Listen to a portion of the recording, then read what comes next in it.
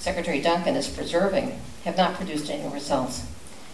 And these remedies are turn the schools over to the state. And I've yet to find a state that knew how to improve a school, a state education department. Turn them into a charter school, which the results, as I mentioned, will be that about 17% will be better. And they, well, I don't even know if it's with the same kids. Privatize them, fire the staff, or close them. These are what they call turnaround strategies. The problem with this approach, we're now seeing more and more schools closed. Last week in New York City, we saw almost 24 put on the chopping block. Closing schools destroys social capital.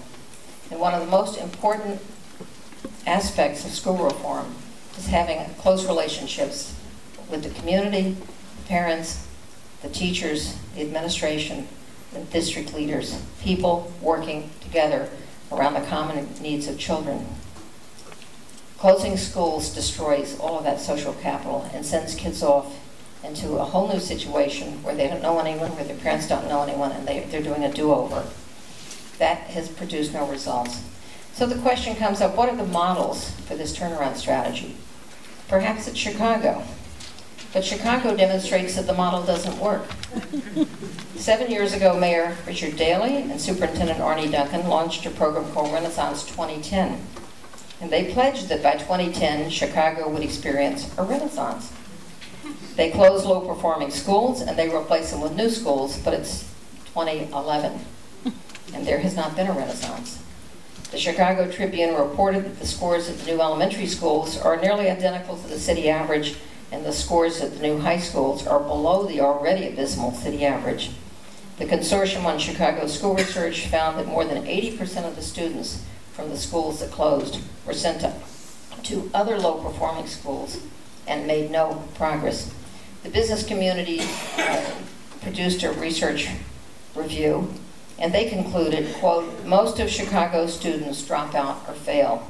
The vast majority of Chicago's elementary and high schools do not prepare their students for success in college and beyond. Performance in the high schools, they said, was abysmal. So what does it mean to turn around a school in this city, and in some others it means get rid of the low-performing students? That doesn't improve the school, and it then does not improve the odds for children. Just today I read online that the Independent Budget Office in New York City revealed that most of the schools that were closed, all of the schools that were closed in New York City last week were schools that had unusually high concentrations of low-performing students. The new schools that open will do everything they can to avoid accepting those students, and they'll be bounced around to another low-performing school. Most of these so-called failing schools are actually schools with large numbers of low-performing students. What is the point of firing the staff? Why not help the staff? Why not help the kids? Why not, if a student doesn't teach English, doesn't speak English, closing the school will not help them learn English. So what do we need to do? We need to do what works. We need to do what's proven. We need to do what's cost effective. We need high quality early childhood programs that children start, so that children can start school ready to learn. Research shows there's a huge gap between children of poverty and children of affluence even before the children start school. We need parent education programs so that parents can support their children and help schools do their job.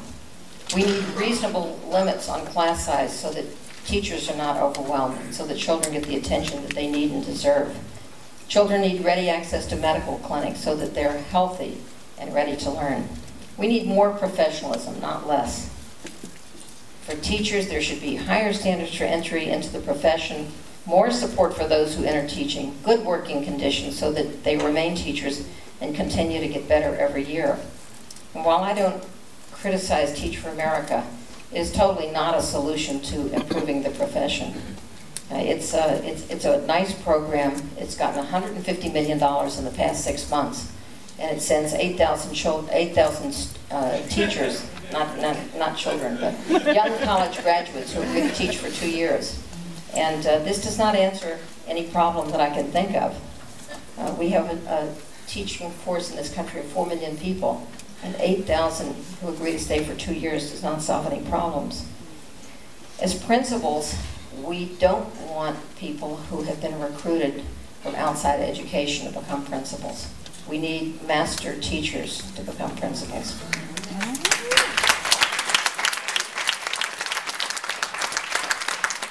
And as for superintendents, we need expert educators to become superintendents. We need better assessments, and I'm not talking here about better bubble tests, but more frequent writing assignments, more science projects, more comprehension, more history research papers, more actual activities in which children engage and can demonstrate that they actually know and understand what they have been exposed to. And there should be a balanced curriculum in every grade for every student, one that includes the arts and science and history and civics and geography and foreign languages and health and physical education, whether they're tested or not. And I hope that no one is tempted to test them all, as some districts are doing now. We need this, first of all, because it's good education, but second, if that's not good enough to persuade people, this is what the highest performing nations in the world actually do for their children, not what we're doing. Every state, I believe, and this is my unique contribution, should have a process in which they send teams of expert educators to low-performing schools to diagnose the problems, to make recommendations, and then to stay involved to make sure that the school gets the help that it needs to improve. Now, this is actually a somewhat, in many ways, a very discouraging moment, because when you look for where the leadership is nationally, it's very hard to find. I think we're at a time where there are all the generals, all the money, all the power is on one side, and on the other side are millions and millions of parents and teachers and students who are hoping for something better and finding no one will stand up to be their leader. So what are the reasons for hope? Well, one reason is that this whole approach that's being taken now of basing everything on incentives and sanctions is not going to work. It's going to fail. Sooner or later it will fail. The problem is it may take later, and a lot of public schools will be destroyed. And by that time we'll learn that the corporate model didn't work at all.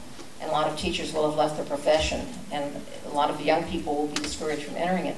So let's hope that it's sooner rather than later, but this is not a successful strategy. The most important reason for hope is the pushback that will come from parents and teachers, and people are pushing back. Teachers are now organizing a march in protest at the end of July of this year, and there will be a march in Washington led by teachers, not led by the NEA or the AFT, but led by ordinary teachers who are sick and tired of all the teacher bashing and want to stand up for their profession. More and more people are writing their congressmen.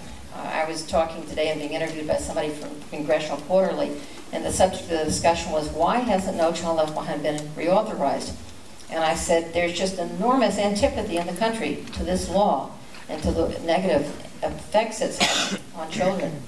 And she said, yes, I've been hearing from people in Congress that they're getting a tremendous volume of mail from their constituents. They're hearing your voices, but you've got to keep raising them. So my conclusion is parents are the sleeping giant of this debate. So far, the debate has been captured by one side. They own the media. These are the people that want to label your children, take away your public schools and privatize them, and recruit non-educators to staff and run your schools. Don't let them do it. Organize, speak up, write blogs, Twitter, go on Facebook, write letters to the editor, definitely write your elected officials, make your voices heard. There are 50 million students in America. That means that there are at least 50 million parents who care about each one of these children. If the sleeping giant awakens, you can take back American education, and the time to start is today. Thank you.